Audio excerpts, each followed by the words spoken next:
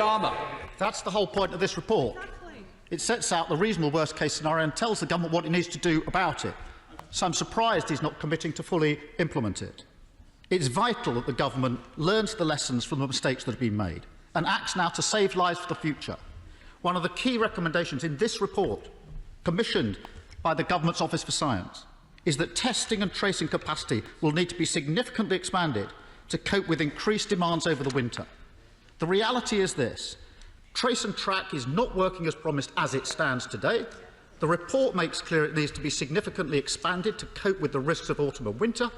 What assurance can the Prime Minister give that the system will be fit for both purposes in the timeframe envisaged in this report, i.e. by this September?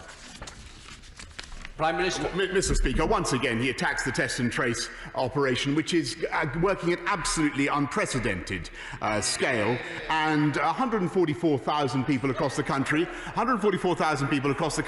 have now agreed to self-isolate to stop the spread of the virus. He keeps saying that the test and trace operation is failing to contact enough people or failing to get enough people to self-isolate. Actually, they are doing fantastic work. 70% or 80% of the contacts are found, and they are getting through to the vast majority of people who have the disease. And I can certainly give the House the assurance that our test and trace system is as good as or better than any other system anywhere in the world. And yes, it will play a vital part in ensuring that we do not have a second spike this winter. And what I think he should do, instead of knocking the confidence of the country in the test and trace system, now is the time for him to return to his previous script and build it up. That's what he needs to do. Starmer. Mr. Speaker, the problem with the Prime Minister quoting the 70% of people who are contacted and asked to self-isolate is that's gone down.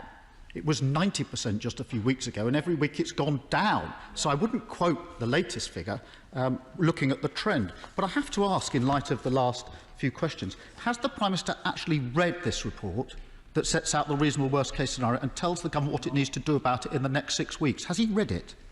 Prime Minister. Speaker, I'm of course aware of the report, and we are of course taking every reasonable step to prepare this country for a second spike.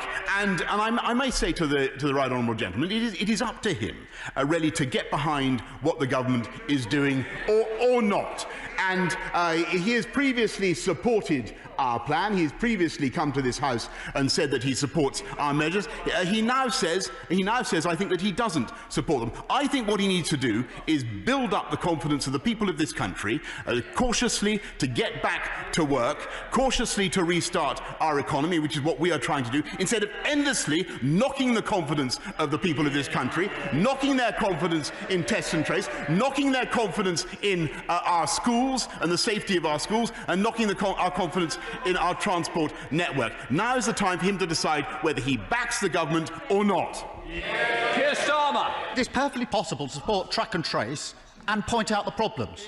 And standing up every week saying it's a stunning success is kidding no one. That isn't giving people confidence in the system. They would like a Prime Minister who stands up and says, there are problems, and this is what I'm going to do about them. Not this rhetoric about stunning success when it's obviously not true.